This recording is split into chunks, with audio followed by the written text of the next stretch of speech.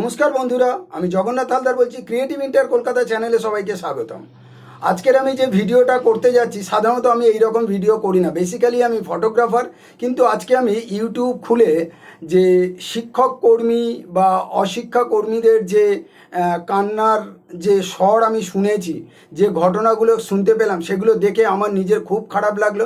সেই কারণে শিক্ষকতা কর্মীরাদের উদ্দেশ্যে আমি যে এই কথাগুলো বলছি। যারা 2016 সালের প্যানেলের চাকরি বাতিল হয়েছে 25,753 জনের, তাদের উদ্দেশ্যে আমি এই কথাগুলো বলছি। শুধু যে 25,753 জন তা তো নয়, তাদের পেছনে অনেক তাদের ফ্যামিলি আছে, ফ্যামিলি মেম্বার আছে, তাদের বাচ্চা আছে, অনেক কিছু আছে। তা সেই কারণে আপনার হাইকোর্ট আপনাদের বিচার ব্যবস্থা করে দিয়েছে যে আপনাদের চাকরি বাতিল। ঠিক কথা, যারা করাপশনভাবে চাকরি পেয়েছে, আবার সেই সময় যারা যোগ্য প্রার্থী হিসাবে চাকরি পেয়েছে, দেখুন, যে বিচার ব্যবস্থার মধ্যে দিয়ে আমাদের চলতে হয়, সেই বিচার ব্যবস্থা তারা কি করে বুঝবে কে যোগ্য কে অযোগ্য? কারণ আজকের দিনে যে রাজ্য সরকার আছে, তারা তো সমস্ত ওএমআর সিটগুলো নষ্ট করে দিয়েছে। তাহলে সেক্ষেত্রে বিচার ব্যবস্থার দিকে দোষ দিলে হবে না। যাই হোক, একটা ঘটনা ঘটে গেছে, এতগুলো চাকরি বাতিল করে দিয়েছে, কিন্তু এখনও আপনাদের কাছে একটা সুযোগ আছে। সুপ্রিম কোর্টে রায় গেছে গত সোমবার, অর্থাৎ 29শে এপ্রিল যে রায়টা দেওয়ার কথা ছিল, সেই ঘোষণা কিন্তু এখনও হয়নি। পরের আবার সোমবার অর্থাৎ 6 মে আপনাদের জন্য ঘোষণাটা করবে। অ্যাকচুয়াল যে কী রায় ঘোষণা হতে পারে, মনে করুন আপনারা আশা রাখুন, সুপ্রিম কোর্ট আশা করি আপনাদের নিরাশ করবে না। কিন্তু যদি দেখা যায় যেহেতু ওএমআর সিট নেই, তাহলে সুপ্রিম কোর্টও কী বিচার করবে? ফলে যদি আপনাদের চাকরি চলে যায়, আপনারা কেউ হতাশ হবেন না। আমি অনেকের মুখে শুনেছি, কারোর ব্যাংক লোন আছে, কারোর নর্মাল লোন আছে, কেউ বাড়ি করেছে, কেউ বিয়ে করেছে, কেউ বাচ্চা কাচ্চার এডুকেশনের জন্য ব্যাংক লোন নিয়েছে। আচ্ছা, আপনারা আগে বলুন, এত হতাশ হচ্ছেন কেন? ব্যাংক আপনাকে কী দেখে লোন দিয়েছে? মুখ দেখে লোন দিয়েছে? ব্যাংক তো আপনাকে মুখ দেখে লোন দেয়নি। ব্যাংক আপনাকে লোন দিয়েছে আপনার চাকরি দেখে। তাহলে আপনার যদি আজকের ডেটে চাকরি না থাকে, তাহলে ব্যাংক আপনার কি করার ক্ষমতা আছে? ব্যাংকের কোনো কিছু করার ক্ষমতা নেই। প্রথমত আমি বলি, আপনারা হতাশ হবেন না, কেউ মূল্যবান জীবনটাকে নষ্ট করবেন না। আমার রায় শুনুন। আরবিআইয়ের, আপনারা সবাই শিক্ষক কর্মী, মানে যথেষ্ট শিক্ষাগত যোগ্যতা আছে, আপনারা আরবিআইয়ের রুলসটা দেখে নেবেন।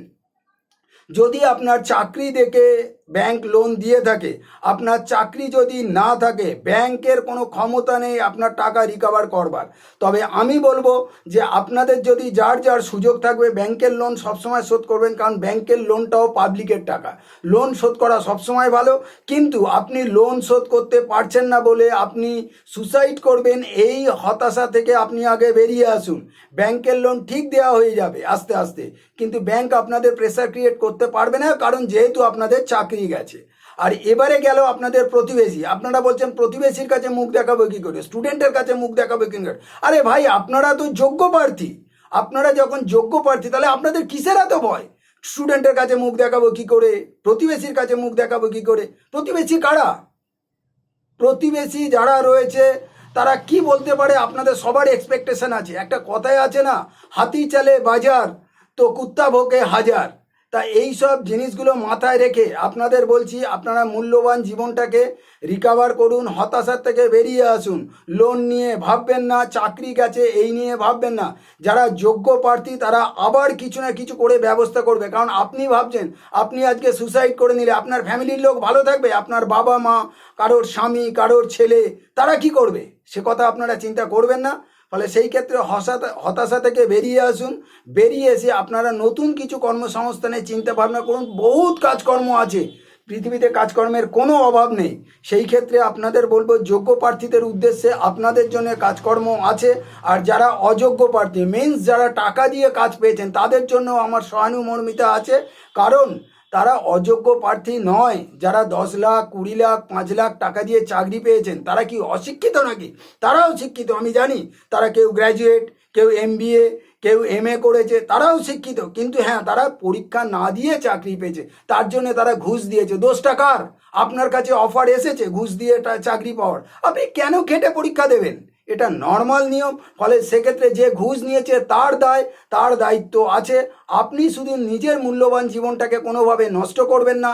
আপনাদের বারবার আমি বলছি, লোনের কথা আগে দূরে ছেড়ে দিন। যোগ্য প্রার্থী, অযোগ্য প্রার্থী যারা আছেন তারা টাকা দিয়েছেন, তারাও দেখবেন কোনো না কোনোভাবে একটা কাজের ব্যবস্থা হয়ে যাবে। আর সরকার, রাজ্য সরকার, কেন্দ্র সরকার সব দেখছে। আপনাদের রিকভার করবার দায়িত্ব তার। রাজ্য সরকারও রিকভার করবার দায়িত্ব আছে, কেন্দ্র সরকারও রিকভার দায়িত্ব আছে। শুধু আপনারা একটু সময় দিন মানুষকে। সামনে ভোট আছে, আপনারা এত রোদে তেতে পুড়ে এত আপনাদের ধর্ণা দেওয়ার কোনো প্রয়োজন নেই। যারা যোগ্য প্রার্থী তারা নতুন করে কিছু করার ব্যবস্থা করুন। আর সুপ্রিম কোর্টের রায়ের দিকেও তাকিয়ে থাকুন, দেখুন তারা কি বিচার ব্যবস্থা করে। আপনাদের হাত জোড়ো করে বলছি, আপনারা কেউ মূল্যবান জীবনটাকে নষ্ট করবেন না।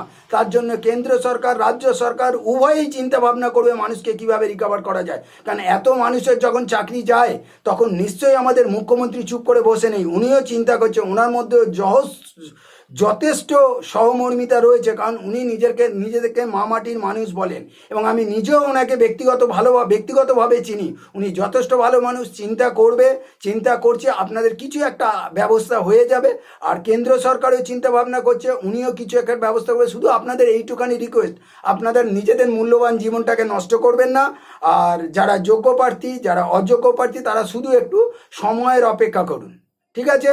আপনারা আশা করি আমার কথাটাকে একটু নেবেন। বারবার বলবো, মূল্যবান জীবনটাকে নষ্ট করবেন না। আপনাদের পেছনে ফ্যামিলি আছে, আর আপনার ওপরে অনেক কিছু দাঁড়িয়ে আছে। আর লোন নিয়ে ভাববেন না। আপনারা যারা শিক্ষিত তারা সবাই আরবিআইয়ের রুলসটা দেখে নেবেন। চাকরি গেলে লোনের প্রেশার কোনো ব্যাংক আপনার ওপর দিতে পারে না। আপনি আবার যখন নিজেকে গুছিয়ে নেবেন, চাকরি একটা করবেন, পাবেন, তখন লোন শোধ করবেন। আর নালে লোনটাকে রিস্ট্রাকচারিং করবেন, যাতে কিনা আপনার কারোর 10,000 লোন আছে, কারোর 15,000 লোন আছে, রিস্ট্রাকচারিং করে সেটা টাইমিংটা বাড়িয়ে আবার সেটাকে কমিয়ে নেবেন। আপনি আমাদের ভারতীয় সংবিধানের রুলসগুলো পড়ে নেবেন। পড়ে নিয়ে আপনি কোনো উকিলের কাছেও যেতে পারেন, বা আপনি নিজেও এখন ইউটিউবে সার্চ করে দেখে নিতে পারেন যে ব্যাপারটা কি আছে। সেগুলো দেখে নিন প্লিজ। মূল্যবান সময়টাকে আপনারা অ্যাসেট করুন। আপনারা ভবিষ্যতে আরও বড় কাজের জন্য এগিয়ে যান।